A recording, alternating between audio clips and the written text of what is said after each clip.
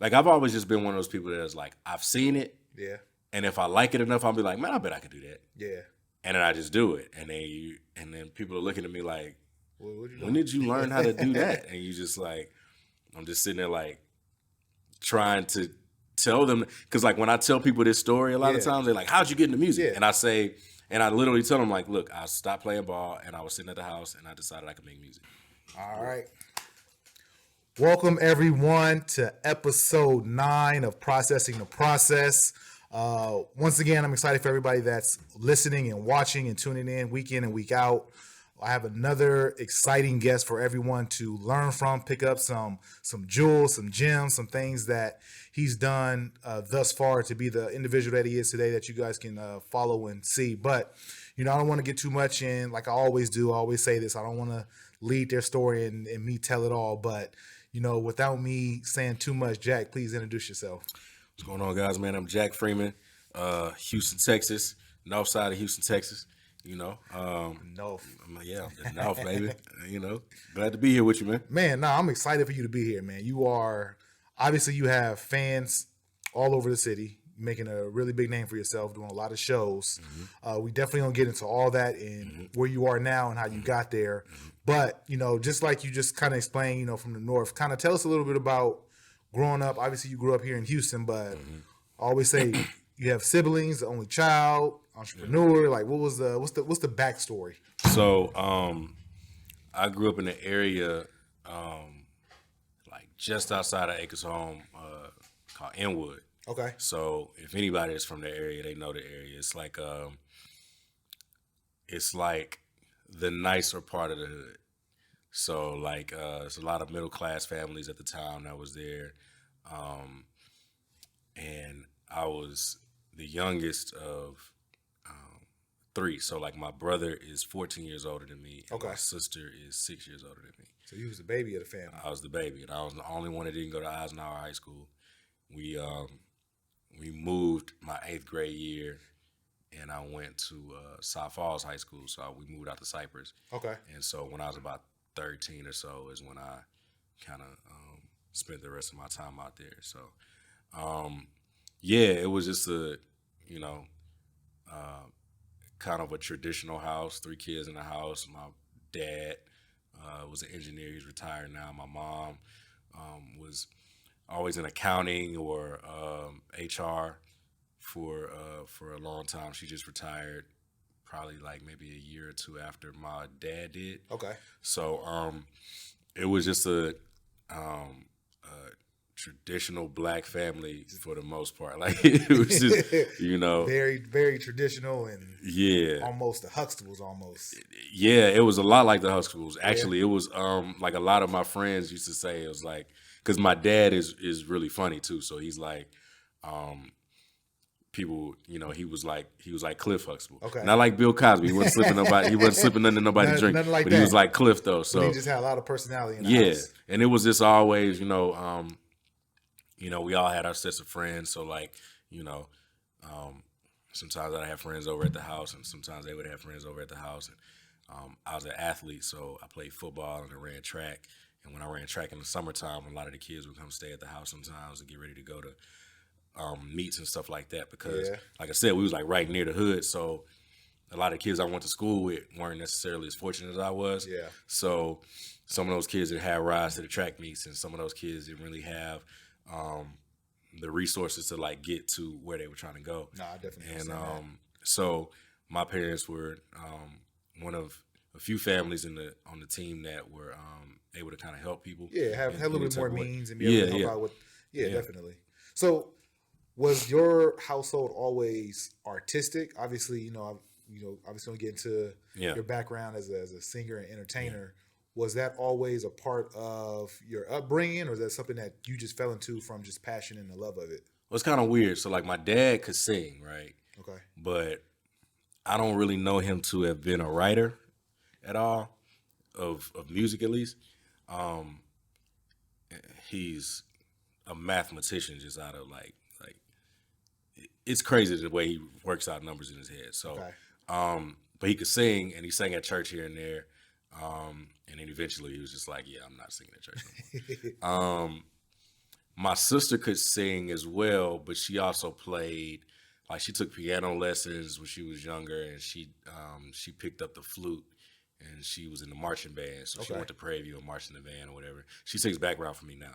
So you And guys were inner, like you had musical talents in the family. yeah, Like that yeah, wasn't yeah. weird that you're the one that is doing what you're It doing. wasn't it wasn't too far off, but I think from everybody, it was the most surprising one because I was an athlete. Okay. And it's like my brother was always an athlete. My brother wasn't a singer or a rapper. He just loved listening to music.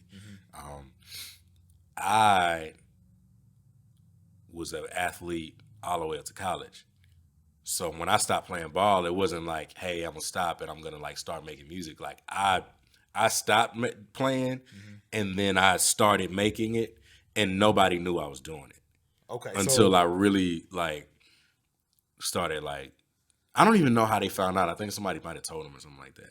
when somebody said somebody like told your friends or family or just somebody Like somebody just like told my knew- family, like they was like, "You singing or whatever," and I was like, "I mean, yeah."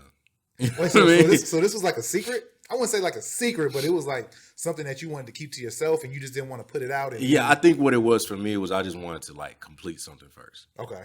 and I can respect that. and then try to figure. And I really didn't know what I was doing, so like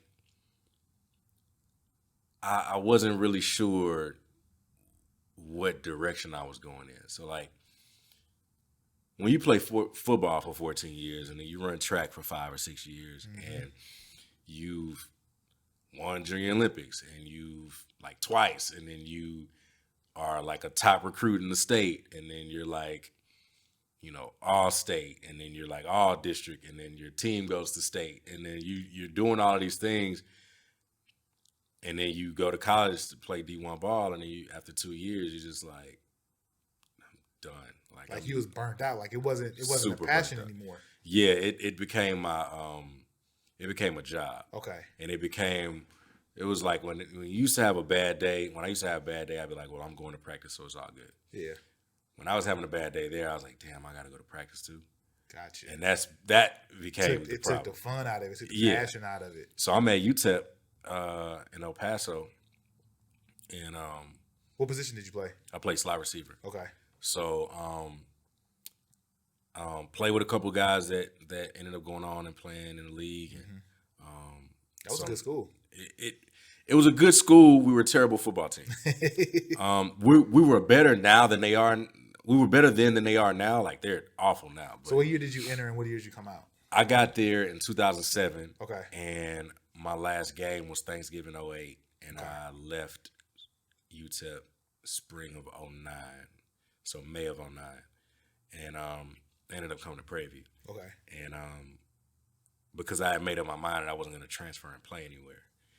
And but then there was that small time at Prairie View when Coach found out I was there and wanted me to come and try to be a part of the team. So. Yeah, and I was like, yeah, I'm good. Yeah. You know what I mean? There was also the option of me going and staying at UTEP and running track or going somewhere else and just running track and all that kind of stuff. And I had been 2 or 3 years out of it, and I was like, that wasn't where your mind was. Wasn't the yeah, passion. I was just going through a lot. Okay. You know, mentally, I was just dealing with so much in my head that I was just trying to like, and I really just kind of like felt alone when I was dealing with it. So I just was like, I'm just done with this shit. Understood. And so I was like, I was just sitting at the crib one day and I was just trying to figure out, like, I was still at school at UTEP. I was like, so what are you going to do? And I'm thinking to myself, I was like, well, you know, maybe I could make music. Like, I could sing. Maybe I could, like, write a song or something. So this was you still in school at UTEP before you went to Prairie View, and you were just trying to map out which direction you wanted your life to go in. Yep, I was 20 years old. And music ended up being that route, or that's just the path that you felt comfortable in, something that was a passion and it was something, an outlet. Yeah, it was something that I always liked doing, liked listening to. Yeah. Like I had seen it done. So I was just one of them kids that's like I've always just been one of those people that is like, I've seen it. Yeah. And if I like it enough, I'll be like, man, I bet I could do that. Yeah. And then I just do it. And then people are looking at me like, well, when did you learn how to do that? And you just like, I'm just sitting there like trying to tell them, because like when I tell people this story, a lot of Yeah. times they're like, "How'd you get into music?" Yeah. And I literally tell them like, "Look, I stopped playing ball and I was sitting at the house and I decided I could make music." And people think that I'm like crazy when I say it. I'm like, I wish I had a better story, a better like story to tell you. Like but let's break it down, because I agree that I really do think if you put your mind to something, you can do it. Mm-hmm. You know, even not trying to be selfish, talk about myself, but even like this show and this podcast, like I'm producing from start to finish, not because I probably could have other people help me and do other producing and editing, but I want to be able to do it myself and understand how to do it, right? And just learn. Yeah. Obviously, I think people can see it's getting better, and maybe questions are getting better, production's getting better. But going back to your story, it sounded like you just started and just figured it out on your own, and it was like trial and error. Like. Absolutely, 100%. I went out to at the time I was also dating a girl that was she's like the first person I'd ever met that was like a recording artist. Like that was what she did all, like full time. And she was older than me, so she lived in LA. But her parents wrote for Motown. Oh wow! And so like the creativity in that house was just always there, right? So now you had like a little bit of information that you can lean into. Yeah, so she knew I could sing, and she was like, "Why don't you come in and try to do this song with us or whatever?" So I went out to LA and did like a cover song for this this documentary, and this was 2009, so it was it was an unauthorized documentary for Barack Obama. Okay. And but I sang a cover. It was like a Curtis Mayfield cover. But what I learned while I was there was, oh, this is how a studio works. Got it. So there's an engineer there, and they record things, and you got to do all of these different tracks. So you got to figure out you got to do harmonies on the background vocals, and you got to do all this stuff. So I learned like in a big way, like how to do all of that stuff. And so what was your process? Just so I can understand at least how you learned it. Were you a visual person where you were able to just to see how it was done? I was like, okay, I see that. Or were you in there asking a bunch of questions and just learning? Like, how were you absorbing all the information that was? So I asked questions, and then some things I was just trying, and they were just like, all right, you got to do that again. And I was like, oh, that wasn't good. And they was like, no, that one was good. We're just going to keep that, and we're going to stack. And I was like, oh, okay, so that's how they do background vocals. Gotcha. Got it. So now it makes sense to me that, it's so many people in the background, but it's just that one person. Like, I get it. Okay. I get it now. So I'm like, all right, well, so how does, so now it has to be mixed, or now it has to also, the mix is, putting those little elements in it that make the song really the song. Mm-hmm. It's not just the vocal. It's not just the beat. Mm-hmm. And so I was just watching and just like figuring it out. And what I learned was another football thing was in college. One of the coaches I had 2 receiver coaches when I was there. Okay. And both coaches said, you play slot receiver, but we run a spread offense, which means we're going to carry 4 to 5 wide receivers on the field at all times. Mm-hmm. Sometimes we'll do 3. If we're heavy on run game, we're going to go 2 wide receivers. We might go 1 wide receiver. But at the biggest, our biggest set is 5 wide receivers. Mm-hmm. When we have a play, you play slot receiver and you run this route, but it's your job to know everybody else's route. Because if somebody goes out, somebody gets hurt, and we need to move fast, mm-hmm. somebody else has to step in and be able to do it, right? Yep. So I had to learn that. And at the time, I was a little immature, and I was like, why would I want to know that when I'm never going to play his position? Yeah. Like, I'm never going to play tight end. Yeah. But I'm thinking to myself, like, well, the quarterback has to know everything everybody's doing. Yep. He's got to know what every wide receiver's doing. He's got to know what what the running back's doing. He's got to know what every lineman is supposed to block. He's got to call the set. He has to know everything. He's got to do everything. And direct people. Yeah. And then he has to know the tendencies of the defense. Mm-hmm. So he knows that if this person is off, then this is about to happen. Mm-hmm. So I applied that in music. I was like, oh, so that's what the engineer does. That's what the producer does. Oh, that's what the background singers are supposed to do. That's what we call a session guitarist. Somebody that just comes in and plays over the song. That's what we call a session keys player or something like that. So I'm like, you was out there just absorb. Was it is it safe to say, at least for me, to understand in the context of this learning experience, this was all while you were in LA and this was all your first time. It was all my And first you time. were just absorbing everything at a fast rate and just Yeah, taking it all everything in. moved really fast, and it Gotcha. was like if it was, but then when I got home, I just decided to like take the parts that were really important to me and then applying that to my own sound. Gotcha. So it's like learning how to make spaghetti for the first time, right?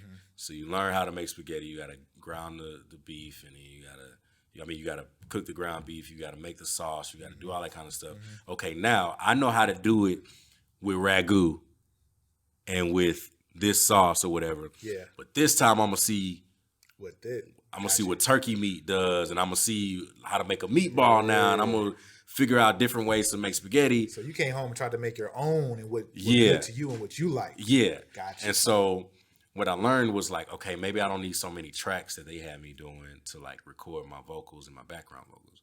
But then I started listening to music differently. So then I was like, oh, so this guy lays his vocals like this. Like I could tell he lays his vocal, and now I can really do it. I'm like today I can listen to it. I'm like, oh, I see what he did there. And it's like, So you zoned in. Yeah. Okay. so when I got home, it was a group in Houston called the Nice Guys, Okay. and I was really good friends with them. And I met them when I was in high school. They was already in college, and the group was kind of weird because it was 4 guys in the group, but it was a rapper, and it was 2 producers, and it was a DJ. Okay. So the 2 producers would be like the hype man at the shows, and then it would be this rapper that wrote all of the raps or whatever. But the producers, like, they would kind of split what beat is, whose beat is this. They're gonna, they don't really cross Yeah. produce a lot. And then the DJ, a lot of times, like every now and then, he would throw a beat in there, but then he would be DJing. Ironically, DJ Candlestick was the DJ, and so DJ Wow. Candlestick, if people don't know DJ Candlestick, he's one of the top stars DJs under OG Ron C. So if you're a Houston historian, Houston hip hop historian, OG Ron C is like, He's a top. He's a pinnacle. He's he's like legend. a legend, Houston Absolutely. legend. And so that's how me and Candlestick got really cool. Because me and Candlestick, he picked me up with my cousin one time. We would go into a Texas Relays party when I was in high school, and that's how I met Candlestick. I didn't even know he DJed. So this is back in high school. Yeah, I was a senior in high school, and so I wasn't even old enough to get in the club, but they got me in. Yeah. So fast forward, I'm playing ball, and I'm talking to them, and I'm kind of like seeing what they doing back home, and I'm like, oh, they rapping, okay, cool. So I was like, yo, you should let me make let me like do a hook for y'all, and I didn't really know, like I knew how to sing. Yeah. I didn't really know what I was really, really, really doing. Yeah. But I felt like I could make something catchy enough to record. Yeah. And so finally they like heard me sing one time, and they was like, yeah, we could do it. So like when we came home, like around like December 2009, it was the first time I had like recorded anything with them. Okay. And so we did a song called "Not at All," and me and the rapper in the group, Eve, were like, he did like the first half of the verse, like he wrote the first half of the hook, Yeah. and I wrote the second half of the hook, and then it just became like this thing, like that. All the homies was like, everybody at U of H loved it, and So this was almost like your first, like, people started listening, like, oh, yeah. like, you got a little notoriety, a little bit, like, people know the song. It's like, and oh, like Jack Freeman, okay, cool. And then it was funny because all of them went to U of H, so everybody just assumed I went to U of H. And then they realized, like, oh, he got a PV? Like after a while, like, some people to this day, like, swore I went to U of H. I'm like, nah, I was just on campus way too much. But really wasn't even on campus. I was just in Cullen Oaks, just chilling. Yeah. And so we finally went to this like a real studio, and we got everything done. But at the same time, I was like, well, I'm gonna do this with them. In the meantime, I'm gonna try to figure out like what I need to do for like my own career. Like, how do I make a project of my own? Correct. And so, So you start going and start doing your own music, getting your own studio time, and trying to like figure out how to do that. Yeah. Okay. And you writing your own at this time too? Yeah, I was writing my own, and it was I was just kind of like navigating things by myself, and I was just kind of like going. I was seeing what the group was doing. And I was like, okay, well maybe I should work at that studio, and I was like, nah, maybe not. Maybe I should try like another studio. That's a lot of money. I don't know. It's just me. So the funny thing was, like around the end of the year, Free, who was one of the producers, was like, he was drunk one night, and he was like, "You ready to perform this shit in front of all these people when we open for J. Cole?" And I said, "Jay, like what? Like what are we talking about right now? Like, where's this going?" Yeah. And so he was like, "Yeah, we got this show coming up in February, man." And he's like, "You know who J. Cole is, right?" And I'm like, "Yeah, that's the nigga that Jay-Z signed like a couple years ago." Yeah. And he's like, yeah. So like he coming down here and for the Black Student Conference at Texas A&M. Okay. And then the next night he's gonna do a show in Houston at Warehouse Live. And so what's funny is like this is 2010 now. So we're in 2010, and when you look at the landscape of what hip hop is now, and who the legends are, who the newer legends are in hip hop, which would be they like all J. came Cole. out in like 09, 2010, 2011. Yeah, that would be like the J. Cole's, Kendrick. Drake's Drake. first show in Houston was like 09 or 08 or something like that. And they all came through Warehouse Live. They all came to Warehouse Live. All their first shows was at Warehouse Live or House of Blues. Yeah. And so I'm like, wait, like we're doing this. And he's like, yeah. And I was like, so that picture that I posted on, like we did a small show before that in Warehouse Live. Okay. Like, in the really small room, that green room, that only holds like 80 people. Okay.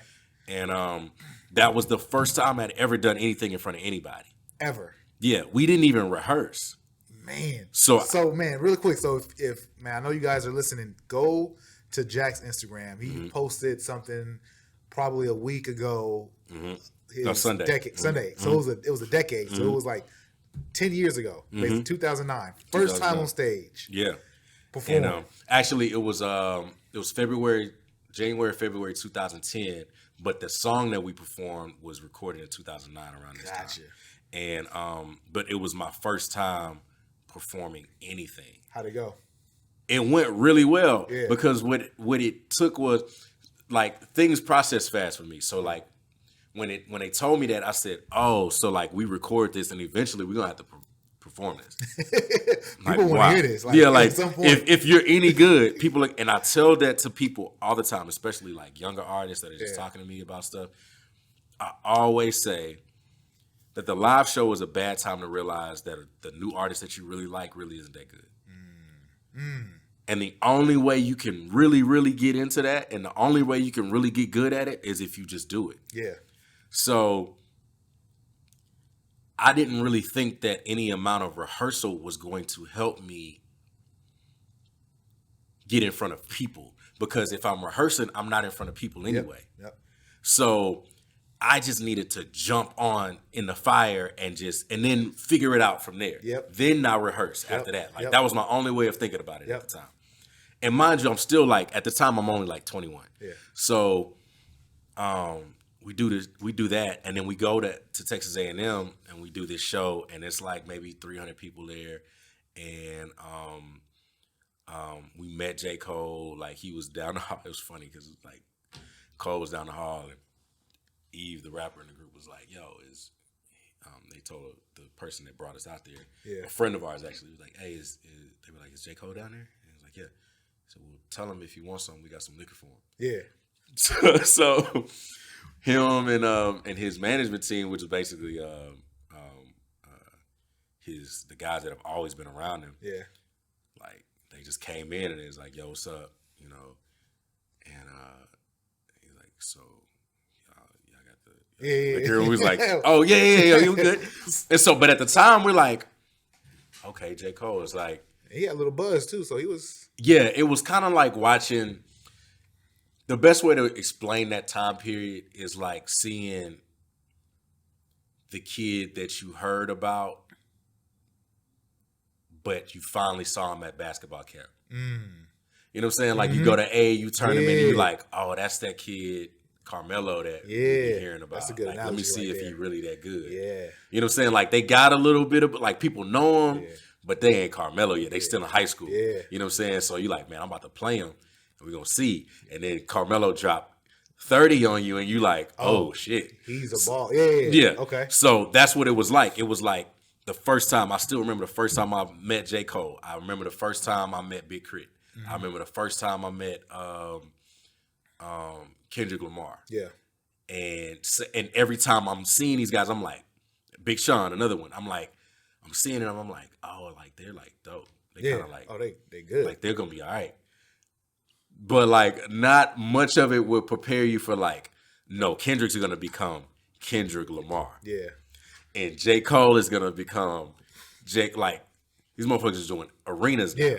You know what I'm saying? Because Stadiums. I remember when Big Sean's first show here, they put them in the restaurant at the House of Blues on the first floor. The restaurant. Wow. Yeah. And there's a really small stage there that people don't really know about because nobody does anything. Yeah. And what was funny was the promotion company that brought these people down there was Scoremore, right? So Scoremore, it was this 20-year-old white, like Jewish kid that was just, I guess his parents had a lot of money or whatever. I don't know how he had all his money, but he was like bringing these artists, like when they would go on tour, he would take the Texas tour. And so he'd take them to Dallas and Houston and Austin, and that would be the circuit. Yeah. And then San Antonio sometimes. Well, the House of Blues was trying to play him, so they was like, we're going to put you in the small little yeah. bit. And I think because of the management that was there, they didn't really like the crowds that was coming. Got you. I think that's what it was. And so we were in a restaurant. They just cleared the tables out. Like we couldn't even do sound check until everybody left the restaurant. Oh wow. So like imagine Big Sean being in there. There's no real dressing room, no green room. We're just back there in the back where they just put the extra tables. Yeah. And then they did it to Currency too. And then later on, they started doing the Smokers Club tour, which was like Currency and Wiz Khalifa and Big Crit. And I think one year they had Method Man. And it was just like, but like, that's where we are at this point. So like, we're looking at J. Cole and we're looking at Big Sean and we're looking at Currency and we just like, but Bun knew everybody. Yeah, of course. Bun B was like the ambassador. Like, he came and stamped everybody and just, it was just like, that's just what it was. But we were just the rap group from Houston that just was like trying to get on. Yeah. And so we would take these opening gigs like all the time. And so now what's funny is all of these rappers became those rappers, but then Scoremore got so big that Live Nation owns half of it now or something like that. It's crazy. Like, so if you don't know Scoremore, they do Jambalaya Fest now. They do Float Fest. They do, one of the big companies involved in Astro World Fest, they the guy who runs the company manages Tory Lanez. Like it's big. But when you see it, you're like, who is this 20-year-old Jewish kid, and what does he know about hip hop? Yep.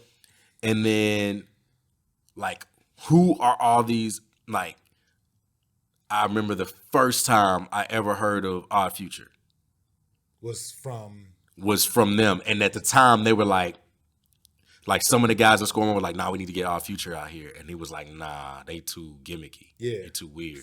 That's crazy. And Hearing then it now is crazy. And then you see it, and then you like, and I'm like, I finally saw Tyler like rap, and I'm like, oh, this thing is like kind of dope. Yeah. My first time meeting Mac Miller, God rest his soul, man. He was a 19-year-old kid at Warehouse Live, and he was so young, and his fan base was so young that at Warehouse Live, the bar wasn't open. Wow. It was just a concert that they were holding for these kids. And he was the headliner. Crazy. And I never seen 3,000 just high school aged white kids therefore a rapper.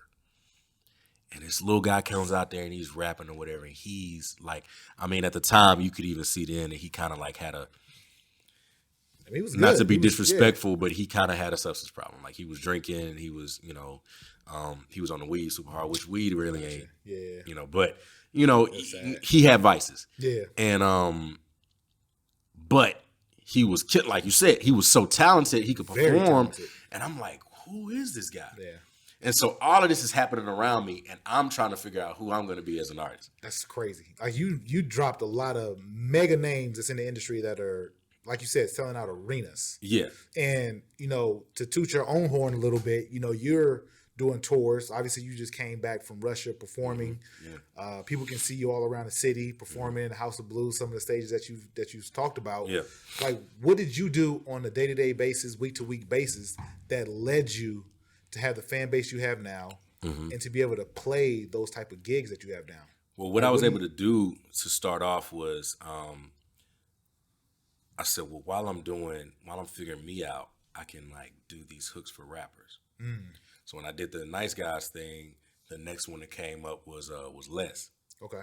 And Les was another one that like took off in his own way, and it was just like now I'm looking at Les, like Les has been to Japan a couple times, and he's just like this name that like, and he puts out so much music now, it's crazy. But like Mr. Rogers, DJ Mr. Rogers called me about doing a project for Les. Well, doing a song for Les. So I did this song for Les. And then the one after that might have been DeLorean from Houston. And then Propane. Okay. And so this is all while they're trying to come up as well. And then Killer Calleon came right after that. And so I'm like building a name for being the guy that's like, oh, who is that? Oh, that's Jack Freeman too. Oh, that's Jack Freeman on that hook, and that's Jack Freeman on that hook, and that's it. Yeah, so you networking and working. And yeah, and it's helping me with my pen too because I'm able to write hooks for these people. Okay.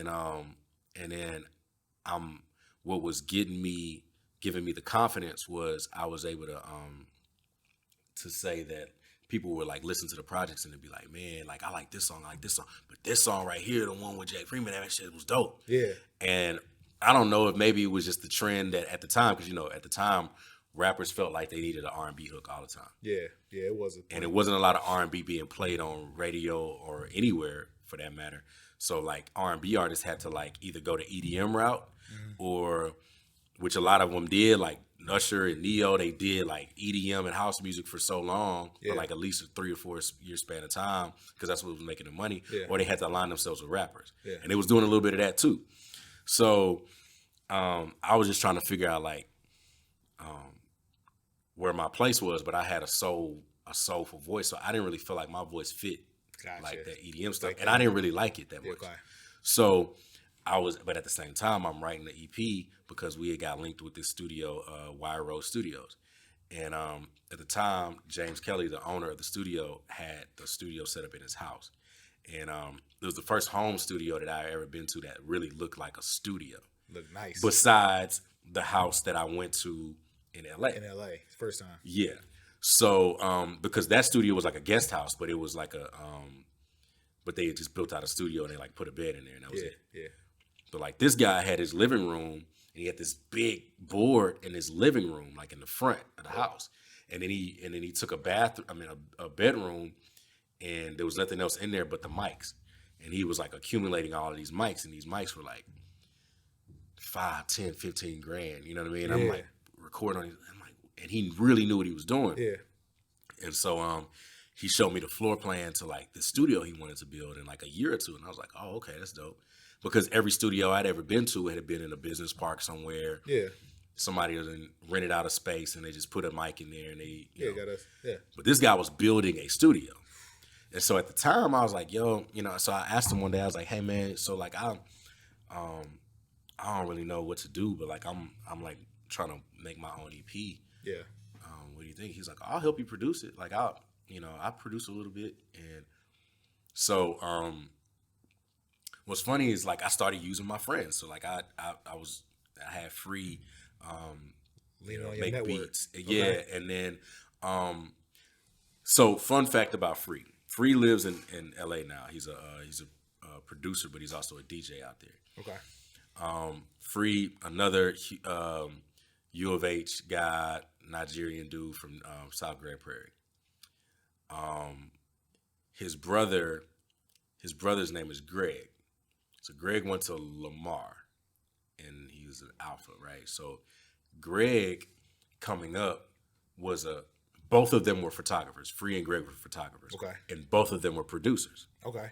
So the story apparently was that Greg was making beats first, and he taught Free how to make beats because Free wanted to rap when they were in high school. Okay. So he learned how to make beats, and I think Free picked up the camera first, and he kind of helped Greg learn his way around the camera, right? So one year at Frontier Fiesta at U of H. Did you go to U of H? No, I didn't go to U of H. I went to Hampton. Oh, okay. Yeah. Okay, that's what's up. Another HBCU. Yeah, absolutely. And so U of H has this thing called Frontier Fiesta, and it's like this big carnival event that they have like during springtime, and they always have a concert. Okay. And at the time they would bring rappers in. Again, one of the first times Wale ever came to Houston. So another big name. Yeah, so we do this opening gig for them, for Wale, and Greg. It was his first time, I believe, shooting a concert, and he shot this really dope picture of me. And then he took a lot of dope pictures. Greg said, "This is what I want to do for the rest of my life. Like, screw graduation pictures and maternity shoots and wedding. Like, I don't care about none of that. I want to figure out how to do concert photography, right? So I'm gonna do this for the time being, and I'm gonna have my little job for the time being. But I want to shoot concerts." Fast forward 10 years later, Greg is one of the biggest concert photographers in the world. Wow. Like, literally the world. And you saw the birth of that. Yeah. So, like, Firefest, he was a photographer for Firefest, and it never happened, right? Like, Firefest with Ja Rule? And so, like, all of these people are, like, becoming everything that, like, they've ever wanted to be, like, over this past 10 years. And I'm figuring out, like, I'm finding my own lane. But you're in that network though still. Yeah. Like, you're still mingling and networking with individuals that either A, can help you get put in place when the time comes. Yeah. And just developing that network. Yeah. And so like I created this EP, and it was called Dark Liquor. Because I think one of the times we was talking about the difference between me and another singer, and they were like, they have like a really high voice, and they have like it's real melodic, but you got like a soulful voice. I was like, yeah, he's vodka and I'm cognac. Cognac. And they were like, that's actually like a really good way of putting it. And I was like, yeah. So I did this EP, and it was just like a couple beats made from the engineer that I was working with. And, a guy named Montana that did a couple things for me, and just Free, and just people that just kind of like believed in it, and they were also trying to find their own way as well. So they didn't have a problem helping me out. So I actually recorded and mixed and mastered that whole album for free. Oh wow! Like, I got it from James because he just showed so much love. And eventually he finally gets the studio built, and then we've just created this big network of people. And but during that time when I was working with D-Lo, I went to a studio and I met a guy named Chris Rockaway, and quirky Jewish guy, like never comes out of the studio, tatted from head to toe, like he's just a quirky guy. But I was like, man, I think I could work with him. Like, I think I could do something with him. And since like that was a relationship that we started, and he's done every album that I've ever done. Wow. So where can people find your music now? Like, what's for you as an artist, like what's the best way for people to enjoy your music? I mean, any of your streaming platforms. Okay. Tidal, Spotify, Apple Music. I think my later stuff has been added to SoundCloud, because SoundCloud started a payout for the streaming subscription service. Yeah. So I don't have to upload it myself on a SoundCloud. But I mean, any of the European streaming companies that we don't really use here, It's on Napster. Like it's You're crazy. everywhere. Like, Yeah, it's people everywhere. can just type Jack Freeman and find all your content, all your music. And the way I would say, I always say that like supporting the artist, the best way to do it, if you have the means to do it, is to Where you going? download the project digitally, just pay for it, but then stream it the rest of the way. So if you can buy it on iTunes or you can buy it on Google Play or Amazon, buy it. Okay. If it's $5, if it's $10, buy it because that's a full stream. Yeah. I mean, that's a full purchase. Okay. But then every time you stream it, we get less than a penny every time for every stream. So more streams, obviously. Yeah, in this day and age, that's the best way to support. And obviously concerts and coming to support. Coming to concerts is like even better because for me, I'm a person that like concerts are kind of weird for me, like as a fan. Okay. Because if I go to the concert, it's because I like you. Yeah. And it's because I really want to see you. Yeah.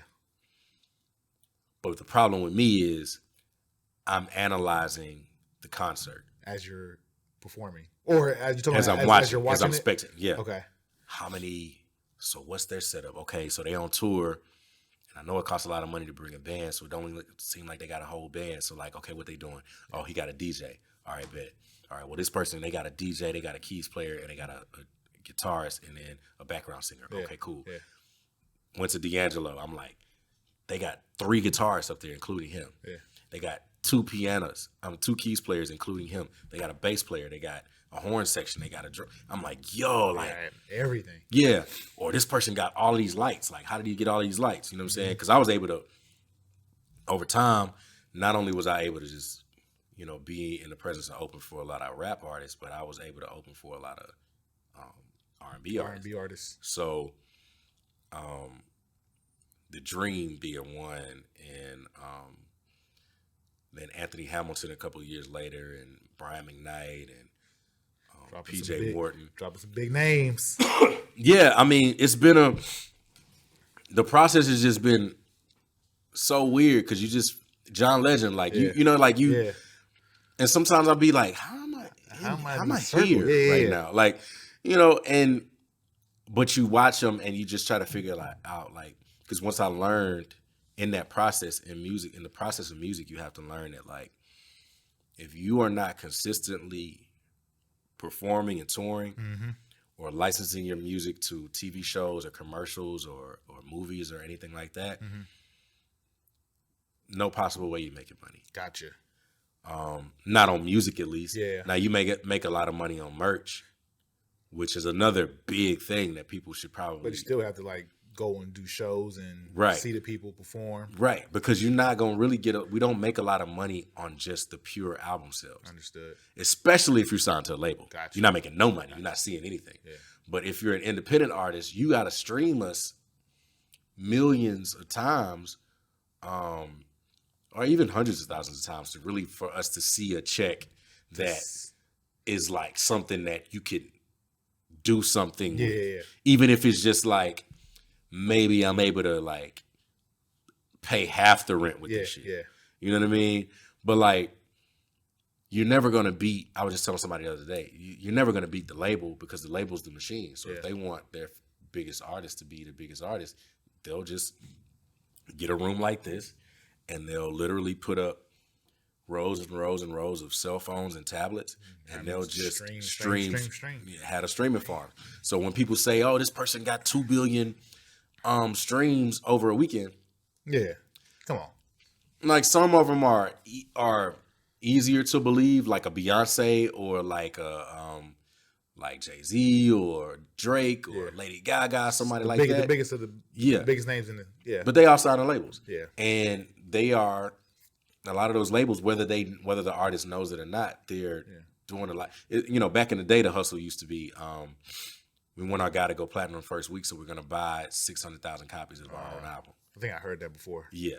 I think Universal might have gotten in trouble for doctoring up their own sales by buying their own sales because they was doing it with like Cash Money albums and shit like that. And now the hustle is, we just gonna take that phone, and that phone, and then we're just gonna play the same song over and over and over and over and over again overnight, and we're gonna put it on a charger so the phone never dies. Yeah. And we're gonna put it on repeat. And so I say, shoot, if they can do it, we can do it. It's like if you listening, like if you like my music enough. Yeah. Play it on repeat. Yeah. All night long. I don't care. Like it doesn't. Well, let's get people to like. Yeah. So everybody, tell people where they can find your music. Obviously, we are Tidal, all the streaming services. But where can they follow you? Where can they find out about your next show, whether it's in Houston or another city? You can follow me on Instagram. I am Jack Freeman. You can follow me on Twitter _Jack Freeman. You can go to any digital platform and find my music.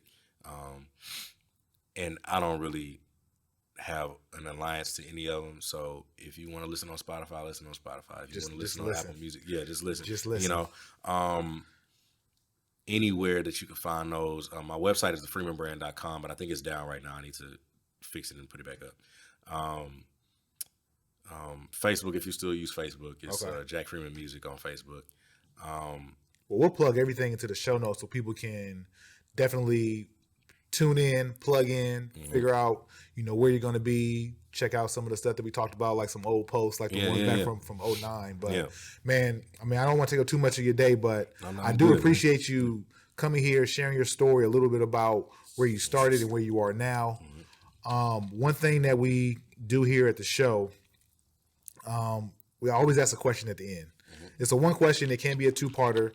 I do realize that the one question can be the same answer, which I understand, but it's a business and personal question. And the question would be, if this content is going to live on internet forever, we don't know who's going to see it or at what time they will see it, but is there anyone in business, obviously your profession is an artist and singing, is there anybody that you would like to meet on a business, whether it's business, you want to meet somebody from a label, you want to meet another artist, is there anyone you want to meet as far as your career goes? So that's the first question. And then the back question is just selfishly as an individual, is anybody that you just want to meet just because you're a fan, you just definitely just want to meet that person? So that's the question for you. So I definitely want to meet, business wise, I want to meet Jay-Z. Okay. And Quincy Jones. I don't know how long we're going to have Quincy Jones. Quincy Jones is like 85, 86 years old. He's done a lot for this industry. A lot. Stevie Wonder, I want to meet him too. But Quincy is like, he's the greatest producer of all time, bar none, hands down, no argument. Like, and anyone that says anything different, we can absolutely fight about it. Yeah, we can debate that. Like, but he's got everything. So much knowledge and so much, to like still give to people, and I just want to meet him and really like have a real conversation with him. Jay-Z, because Jay-Z is just like ultimate businessman, turned his circumstance into something that no one could have ever 100%, imagined. 100%. And I guess personally, somebody that I just want to meet.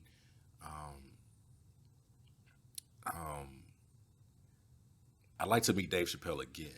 I met him once. I shook his hand. Met him once? Yeah. I'd like to meet him again, though. Just sit down and talk to him and like meet him for real. Just really just like see what he's like. He's a genius. And I'd really like to meet.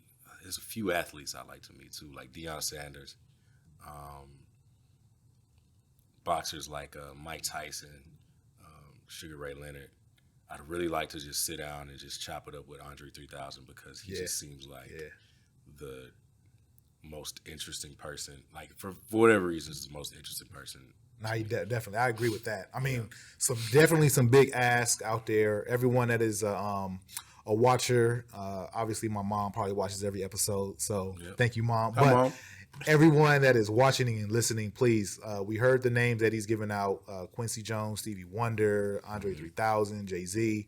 We're putting a lot of names out in the atmosphere. I believe that you have to speak things into existence, so that is the goal. And me asking this question at the end is just putting stuff out into existence. But, nonetheless, I appreciate you coming here, sharing that story. Man, if you like this video, please like it. If you like me, subscribe. If you really like me, hit the little bell button to get the notification so we can get all the latest interviews with people like Jack here. But man, Jack Freeman, thank you so much for being a part. Thank you for sharing your story. Thank you, man. It Thank you was for having me. amazing. There was so much more. We could Fun. probably go another hour, 2 hours Yeah, talking we about it, probably but could. Yeah. you know, we won't do it too much. But hopefully, we can have you on again and we can kind of dig in a little bit deeper. Do But man, part I two. appreciate it. Absolutely. Yeah, absolutely, man. Thank you, man. Thank you for having me, man. You know, it's been. Sorry I was late, but No, you good. nah, but we, I definitely had a good time, and you know, keep doing the podcast, man. This is dope because I also had a podcast. That's a grind. I got to get my podcast back up, but yeah, man. We'll plug it, man. We'll get you. Jack of all trades podcast, man. Jack of all trades podcast as well. Yeah. Check the show notes. There's so much information to go and rewatch if you have to, but so many jewels that Jack gave us. Please, again, thank you so much for being here with us. Thank you, man. For sure, man. That's it. It's done. It's a wrap. Yeah. Appreciate it. Oh, man.